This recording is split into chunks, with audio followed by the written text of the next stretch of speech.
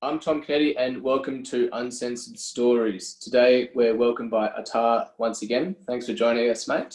Thanks for inviting me. No problem. Today, we're here to speak about a range of different issues, namely the killing of Iran's top nuclear scientist in recent news. But we'll also talk about a range of different Israeli-related political items. So why don't we start things off by talking about what our last topic of discussion was when you were on the podcast, which was the Abraham Treaty. Since then, we've had the American election, quite controversial, obviously. What has been the sentiment in Israel since the successful election of Joe Biden? Well, in Israel, I think during the Trump presidency, the Israeli right and the American right became very, very close, like almost intertwined. The religious right in Israel, the settler movements, they have like Trump, Trump posters and Trump flags, and they were very close. I mean, you can see also the ambassador for like from the United States to Israel, David Friedman. He was like probably more right wing than most Israelis, and religious as well. So Trump was really loved in Israel. Can you hear me well? Because I hear like background noises. Okay. No. So like the Israeli right, they love Trump. I think he had like an approval rating of like 70 or 80% in Israel. Obviously, the left in Israel doesn't like him, and like they really it's not that they like Joe Biden, they just don't like Trump. Like I think similar to many other countries, but it seems like now they're trying to work together. I mean, there was like a bit of concern if Bibi is going to work well with Biden, because as you might know, Bibi and Obama, they had like a very tense relationship. I'm just reading Obama's book right now, and I'm getting to like the saucy parts. How is it? It's amazing. It's one of the best books I've read like in a while. It's really recommended. So the thing is, Joe Biden is different from Obama. He's pragmatic, but they're hoping that they can still work together. I mean, they've known each other for 20 years, so these are like the main What do you think? responses. What do you think the difference in policy making related to the Middle East will be between Obama's campaign and Biden's? Well, I think it really does depend on if your question, if you mean in practice or how it is perceived, because the way it is perceived is also the way things will play out. I mean, Obama has been perceived as at least in Israel and by some Arab leaders, as like more understanding towards the Arab world. You can remember Obama's Cairo speech in 2009 when he first came to the Middle East as president, and he greeted the audience with salam alaikum, and he talked about his commitment to peace between Israelis and Palestinians. Back then, Israelis were really worried that like he's naive, he doesn't know how the Middle East works, is like not going to be close to Israel, although it's not true, like in my opinion. But I think Biden does seem like is perceived in the area as obviously better than Trump, like by most Arab leaders. But he's not Obama. Like I think they realize that he's still like still very pro-Israel. Like also here in Israel, the Jewish establishment was very concerned about the Biden administration, but then you see the people in his cabinet, and you realize they're not like the progressive part of the Democratic Party. It's like the more kind of centrist establishment people. So I think. Oh, sorry. This is quite commonly said that his cabinet is full of Republicans, right? So what sort of influence is that going to have, do you think, on policy making? You mean Biden's cabinet is full of Republicans? So I've heard. I can't confirm that. I'm not sure, but well, many of them are kind of like weren't known. Some of them are more known. So his Secretary of State is Antony Blinken, which I think he was like from what my understanding is like kind of like a centrist establishment Democrat, and is also Jewish. He's also got his new Homeland Security secretary. He's I forget his name. It's a Cuban name. It's like in Spanish, and he's also Jewish. But yeah, it depends. Like we're talking about foreign policy, I guess. So I think the people there are not really that dovish as maybe the ones in Obama. I'm sorry. And no problem. Last time we spoke, you were saying that Jared Kushner had so much to do with the Abraham Treaty and the normalization of relations between the United Arab Emirates and Israel. How do you see these relations? You mentioned just before we started speaking that there's been new relations normalized with Morocco. How do you see these relations progressing under the Democratic Party, or under the influence of the Democratic Party? Well, the thing is, from Biden's team, it seems like he is trying to continue the trend. You never know in diplomacy, what's going on in the theater that we can't see. So it's really like I can't tell, and I can only make predictions as well as anyone who reads the news. But I think the Biden team signals that it is trying to broker more peace deals, and he does talk about normalization with Palestinians as well. So I think it'll continue. I mean, if it's like Arab countries' interest, then it will continue. And they also see how the Biden administration treats them. I mean, I think the UAE and Saudi Arabia have been treated very well by Trump. I mean, Trump signed in 2017 $110 billion deal with the Saudis. So I think they're going to wait how Biden reacts to them, and then they'll decide how to move on. Okay, and what about these normalized relations with Morocco? Oh, it's like really new. It's like I saw it like 20 minutes ago on Twitter. Like Trump tweeted about it. I haven't yet seen like the Israeli government's response or Morocco's response.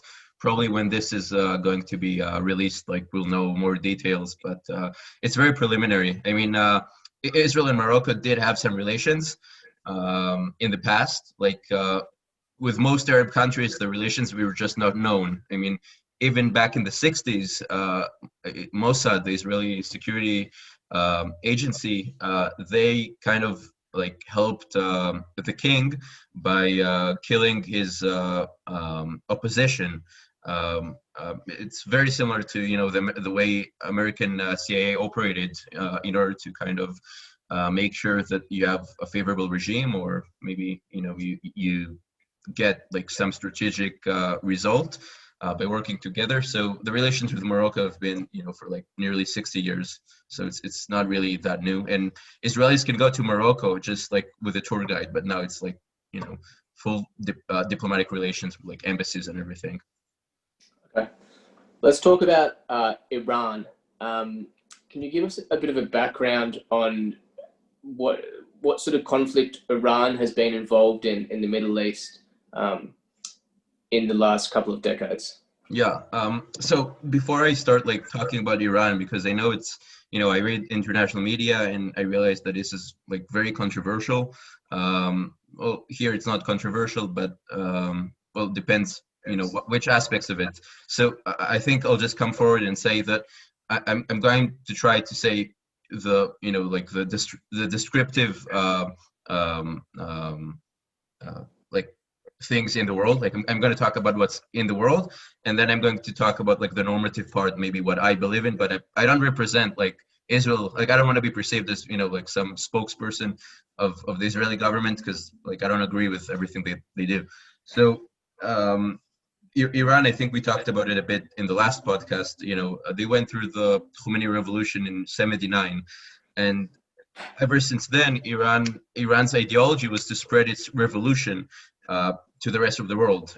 Their security forces are called the Iranian Revolutionary Guard Corps, and they are trying to kind of expand the revolution to other parts in the Middle East.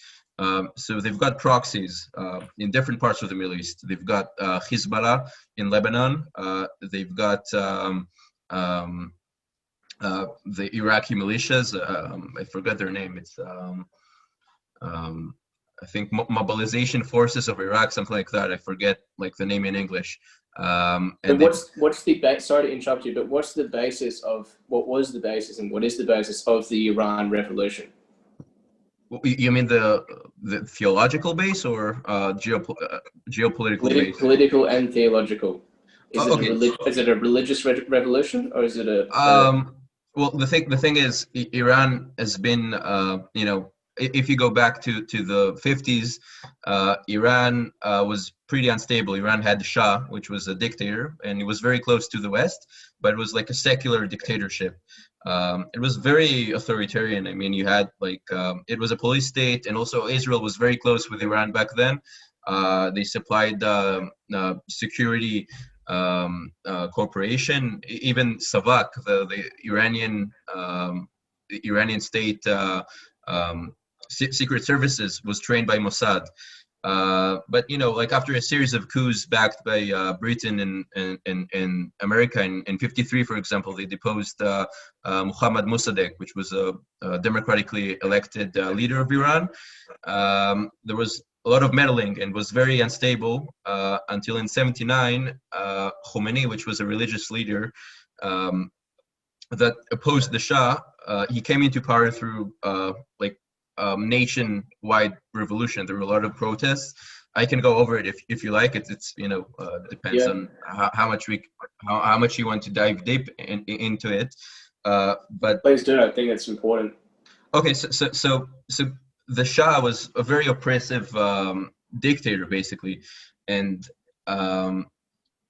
in 78, I think, Khomeini, he was banished from his country, I think in 64, because he caused a lot of trouble. I mean, and he was a theologian. He was like a religious cleric, and he had his doctrine of rule by jurists, by Muslim jurists, like people who are very prolific in Islamic law, and he wanted them to control, kind of like an oligarchy of um,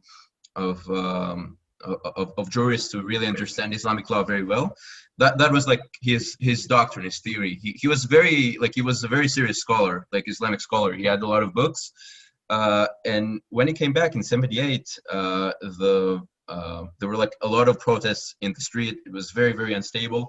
And he managed to rally the people into overthrowing the Shah. And many people, know it in the West, maybe by movies like Argo, if you know the movie by Ben Affleck, of Yeah. like taking the American embassy employees as hostages and executing some of them. This was like a really large symbol of the revolution. And then they rewrote the constitution, which basically made it into a modern theocracy. It made like the supreme leader, which is now Ali Khamenei. He was the second one after Khomeini, not to confuse the two. So Iran, like, it might be confusing. Iran does have, elections and presidents. It's only that the candidates are approved by like a council of jurists, of Muslim jurists. They are like the ones that are controlling it. So it is a theocracy, but you do have like some um, remnants of like the old constitution. You had a new constitution. I mean, they do have a parliament, the Majlis, and they do have a president, Rouhani. So that's basically like the background of how Iran became Iran. And right now, they're trying to finance, different terror groups that are also Shia Muslims. They're trying to push their agenda in different parts of the world.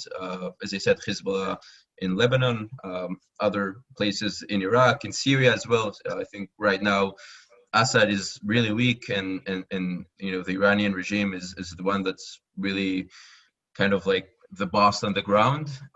Also the Houthis in Yemen.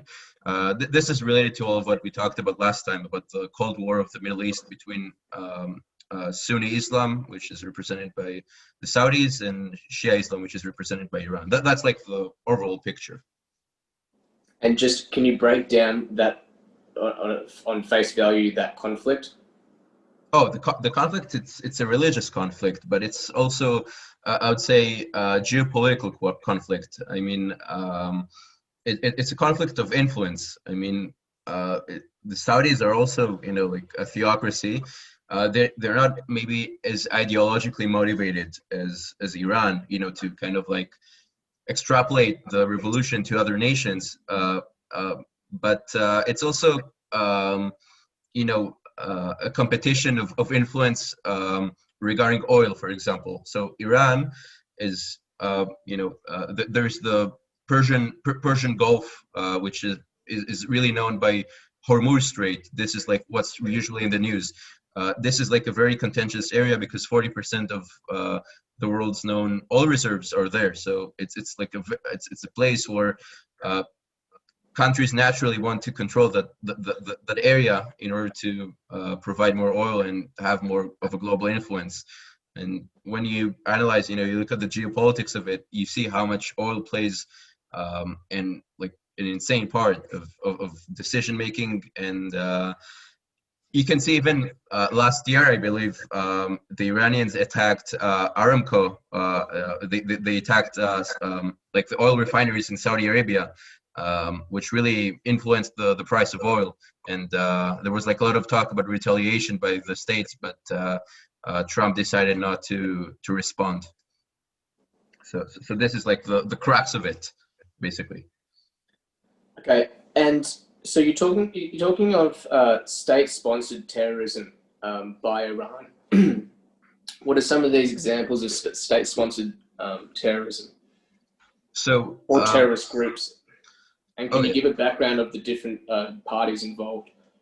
Oh, sure. So Iran, the way like it's kind of like grand strategy is to, it's the way basically most strong nation or superpowers, even the United States, try to exert influence in the world. You find like a group that somehow manages to promote your interest. You pay them large amounts of money, then you have more control over them, and this is the way you can control different areas. So Hezbollah was it's like a Lebanese terrorist organization, which was it was originally made from another organization called Amal. I'm not going to get into Lebanese politics because Lebanon is probably the most complicated country in the world right now. But no, I'm serious. It's like I'm trying to study. It's insane. So Hezbollah was the terrorist organization, which it attacks Lebanese civilians. It profits off drugs. They also steal a lot of things, cars and etc. And their actions are mostly against Israel, but also against the West. I mean, there was a very famous terrorist attack, for example, in Argentina, in Buenos Aires in '94, against a Jewish synagogue by Hezbollah. They're involved in a bunch of terrorist plots against the West. And it's, there are other examples. I mean, just recently, an Iranian diplomat, not just like a terrorist, like someone from the state, he was captured in Belgium for trying to smuggle explosives into France in order to facilitate a terrorist plot. It was a large amount of explosives. It was enough to kill, several dozen people. He's now tried in the Belgian court, and that's like an official guy from the government. So Iran, the way it's structured right now, I would say the regime, it's just like a more complicated version of a terrorist organization that basically has a state. They oppress like the Iranian people, and they're the ones that are suffering the most, I would say, from this regime. So why is Iran gaining by funding Hezbollah? So as I said, Iran is also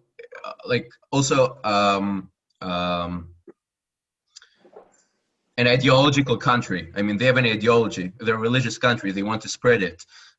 So first of all, Iran obviously has its worst adversary are America and Israel. So Hezbollah is attacking Israel. It's its proxy there. they fund it. They fund them. They also have more control over them. That's the way they could, act against Israel. So, most hostilities that have been between Iran and Israel have been through soft powers. But if Iran wanted to exert, hard power, it's like a concept in geopolitics. They usually use their proxies. Let's say there are Iranian soldiers also in Lebanon and in Syria. There's a lot of Iranian presence. So, they can send drones, or they can send missiles, or they can use their proxies to attack Israel. They don't have to necessarily do it directly. So that's basically like what they're looking for. But they're looking for influence, basically. Is there any state sponsorship for ISIS from Iran or from any other countries within the Middle East? Well, look, ISIS is Sunni, so ISIS is an enemy of Iran. In like the war in Syria, Iran, they helped Assad against ISIS. So it's like the map of players is so complicated. So it's chaos of different terrorist groups attacking each other, and it's not always clear who you should support to advance your interests. For example, America, they funded some groups in Syria that then they turned against other groups trained by America. Like America trained two groups that attacked each other. So this can happen as well. That's the difficulty of these geopolitical strategies. Okay, so can you talk about the Iran nuclear program? This has been a topic in the news for the last few years, at least. Why has there been so much controversy around the Iran nuclear program? And yeah, what's the background? Oh, I think now you're hitting the nail on the head. This is like the main controversy. So Iran has showed its interest in developing a nuclear weapons. I think since 2003, it's been in discussions. The thing is, Iran, because it's defined by many countries, I think of it as well as a rogue state. It's a state that is dangerous to all of the world, and I want to, before anyone comments on this interview, I want to differentiate between the Iranian government and the Iranian people. Like, I'm talking about the Iranian government, not the people. I know it can be controversial, and some people, try to politicize it, and that's why I wanted to make it very clear that I'm talking about the government exclusively. So they've made comments in the past, like the president of Iran, Ahmadinejad, and other top officials, that they literally want to annihilate Israel. Like they would say, we want to wipe off Israel off the map. And others, expressed comments that are tantamount to supporting the genocides against Jews. And obviously Israel is a main target, but I think all of the West is also a target, because it's a clash of civilizations. It's a clash of worldviews and ideology, and kind of West versus fundamental Islam, which is, in my opinion, a threat to all of the world. So if they develop a nuclear program, like the worst case, like Armageddon Day scenario, is that they're actually going to use their weapons. But it's not only that. It's once you have weapons, you also have more leverage. Like in the world scene, you have more leverage against America. You have more leverage against the world. You can exert more power. So this is also something that's very concerning. Now, the recent killing of the Iranian scientist, which obviously was like all over the news. Just before we get into that, sure. So were there warnings against Iran to keep pursuing nuclear progress by the UN? Well, there were like mainly, there were mainly nations tried through other means. I'm not sure about the UN, but usually through other means to stop Iran from developing a nuclear weapon program. The thing is, Iran always used it as a disguise for, like civilian purposes, let's say energy and stuff like that. But if like obviously you need the intel, like the intelligence community to tell you what they're doing and how much uranium they're enriching, and if it's suitable for military purpose or if it's suitable for civilian purpose. And the thing is, um, uh, we know today of the extensive military program that was also disguised sometimes as a civilian program. So there were other talks over the years to try to stop Iran. Obviously, like the most important diplomatic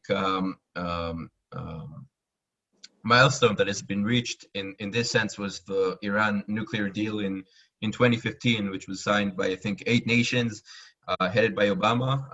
Its official name is Joint Comprehensive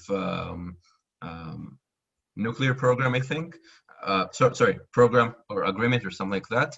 And this deal was basically saying that America will lift its sanctions off of Iran, and Iran will stop enriching uranium. Obviously, Trump pulled out of the deal, so now it's kind of back to square one. So did he pull out of the deal because they were still enriching? That was like the main claim. Israeli Prime Minister Bibi Netanyahu really didn't like the deal. In Israel, he talked a lot about it, also in his like election campaigns. He's like a right winger, so he said like if the left comes to Israel, then Iran will have a bomb and they will kill us or something like that. So Bibi didn't like the deal. He thought that Iran cheated on the deal. In 2018, he made like a large presentation of nuclear archives that were revealed by Mossad. Like Mossad took like I think like half a ton of like materials talking about the nuclear program. And Bibi is like an actor, so he made like an entire presentation. He put like the CDs, he had like a blanket over them, he pulled them over. It was very melodramatic. He gave like a good show. But like putting aside like the diplomatic stunt, it was like a big intelligence accomplishment, which showed the entire world of Iran's real intentions. And it was a very complicated operation. Obviously, like I don't know about it because I'm not working in the intelligence community. You'd have to kill me if you did. Yeah, well, you don't know if I did, so I'm going to. I will not. I will neither confirm nor deny. But yeah. No, I didn't even serve like my full term in the military. Like they would never take me for Mossad in Israel. But yeah, so this was one of the reasons that are attributed to Trump pulling off of the deal. Obviously, you don't know that, but that's like what the pundits are saying, and that's what Bibi is saying, because it's you want to say that you influenced the leader of the free world to pull out of the of a bad nuclear deal. So obviously it's good for Bibi. I'm not sure if like what motivated Trump to do it, but I think he thought it's not a very good deal. But I'm not going to try and go inside this man's head and pretend like there is a grand strategy. I don't know if there is. Okay, so let's get to the identity first of all of this top Iran nuclear scientist. It seems rather than his name everywhere in the news, it's Iran's top nuclear scientist, who is defined as. So, who was he? Who was he? What was his situation? Okay, Tell us a bit about it. So his name is Moshe Fakhrizadeh. I'm sorry for like all the people watching if I mispronounce his name, but that's like the best he could do. So Fakhrizadeh was Iran's director of the nuclear program. He was also responsible for other like civilian purposes, like for the vaccination for COVID-19. So this has been used like as kind of like a trope to say, oh, Israel killed like scientists trying to help Iran vaccinate people. But he was also like a brigadier general in the Iranian Revolutionary Guard Corps, and he was like the director of the Ahmad program, the nuclear deal, and the presentation I talked to you about in 2018, where Bibi revealed all of the archives from Iran, he mentioned his name. He said, remember this name, and he was like on the Mossad's. He was a Mossad's target for a lot of years. I mean, it's like he's been very known in Israel. So basically, he was obviously big threat to Israel. There are large controversies inside the Israeli military establishment if it was a good thing to do strategically. Although Israel, doesn't confirm that it did it, but like all of the reports are treating it as if Israel has done it. So Israel treats it as if they've done it, but it's kind of obvious that Israel does it because Israel has been killing Iranian nuclear scientists for the past 13 years, also with American support. So it's not a new policy. Yeah, I mean, do you have any more specific questions? I'm not sure if I got like the cracks of it. Yeah. So the fears were, and you have to correct me if I'm wrong, that because of this man, the nuclear program was advancing too rapidly, and Iran would be too close to achieving a nuclear weapon, and that they would be able to use that for negative leverage, and then also potentially for some of the state-sponsored terrorism that they entertain. Is that right? That's correct. But what you said, like obviously Israel thinks, well, Bibi probably thinks that it's a good way to stop Iran's nuclear program. I would say that from what I've been listening to a lot of geopolitical analysts and people that are specializing in Persian studies, and a lot of them are saying that it's kind of a mistake because Iran is a very powerful nation. They've got 83 million people that are going to replace him, and this move only angers the Iranians. They promise to retaliate sometime. I mean, Rouhani, the president, is kind of more of is very restrained guy. He wants to see how the Biden administration is going to go, but a lot of the military people in Iran are very pissed about it, and a lot of people are worried that it's going to destabilize the region. I can't say if this was like a good move because I don't know all the details, but what I will say is that it's not something that like everyone supports in the military establishment in Israel, because they say maybe it's tactically it was a good decision, but strategically maybe it would have been better if something like that wouldn't have been done. And how did it go down? How it happened, like the assassination. Yeah. So it's photos, which looks like something out of Homeland or. Yeah. It was a lot of people.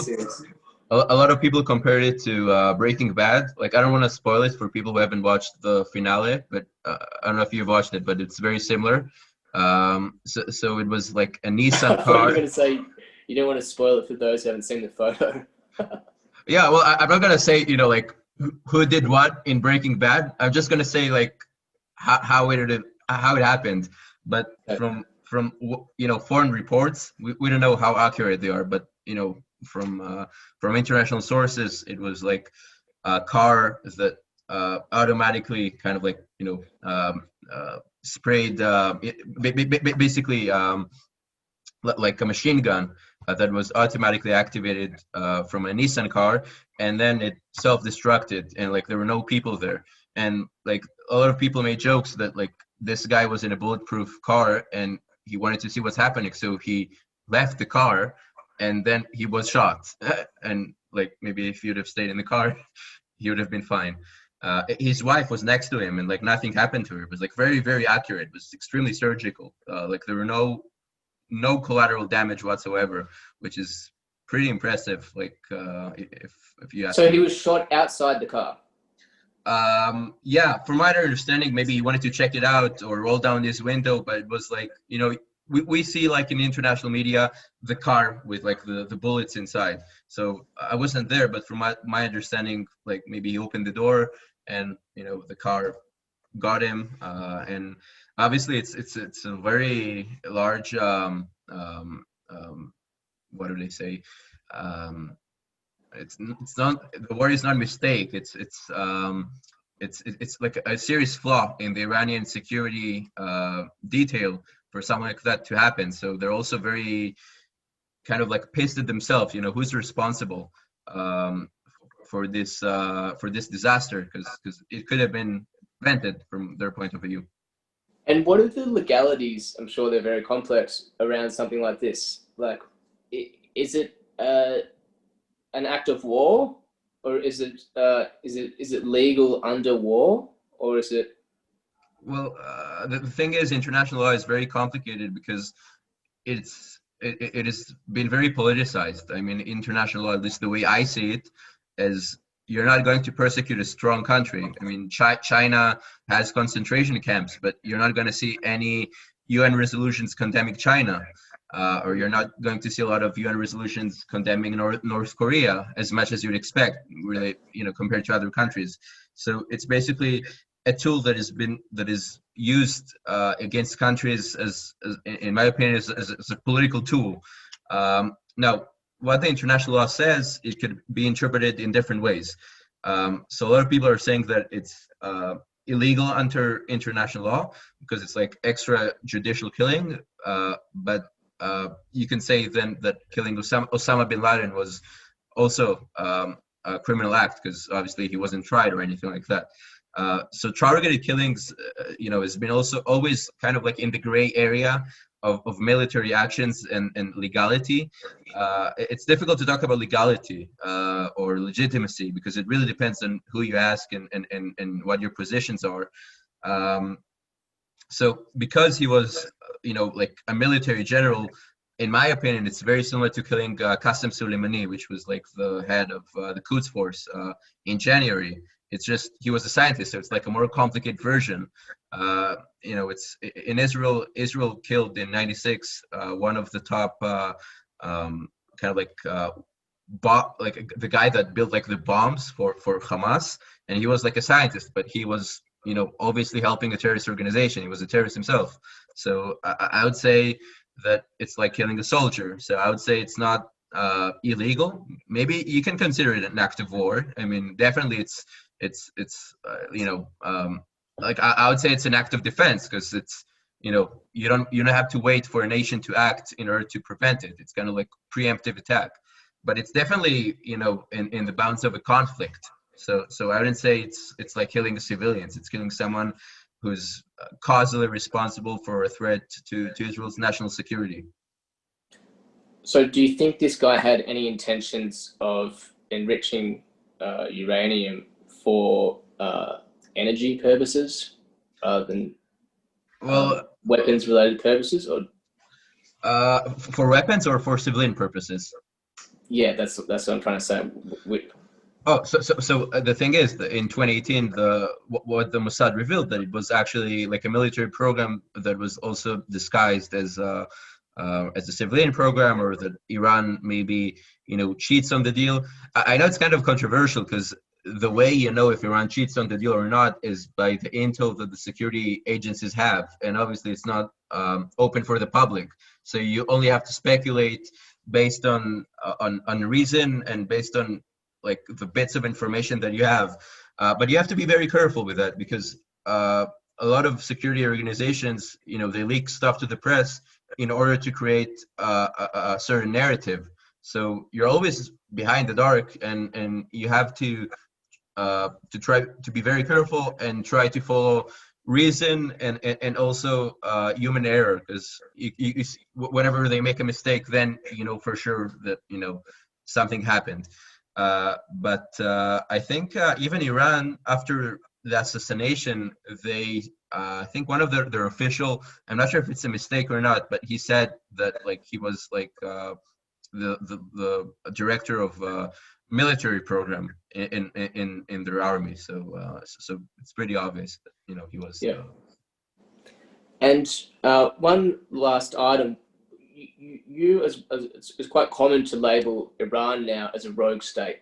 So Yeah. where does that definition of a rogue state come from for Iran? Like, you mean why people? The question is, why do people think that it's a rogue state, or Why is Iran considered now a rogue state? Is it because of their elections? Is it because of their nuclear program? Is it well, because of their military policies, or why? well, first of all, it's as I said, it's a theocratic state that's trying to influence the entire area by funneling money to terrorist organizations that attack civilians and attack embassies. They've got a lot of connections with other kind of rogue states, with North Korea. There's been like a wide cooperation with regards to nuclear policy. Um, the thing is, I wouldn't say rogue state is it's like something that's has a definition. I would say it's something that has characteristics, because obviously it's very difficult to define it, and it can be used politically for different countries. But I think a rogue state is basically a state that's causing like chaos around the world and is dangerous to to the liberal order of the world. So usually North Korea is defined as a rogue state, Iran, Syria. So these are countries that are usually always there are dictatorships that are trying to exert their influence through tactics that would be considered terrorist tactics. Okay. All right, Atar, thank you so much for a really informed piece today. Appreciate it. Oh, thank you. Make sure to follow the Rocky Road Post on Twitter, Instagram, and YouTube. Thanks, mate.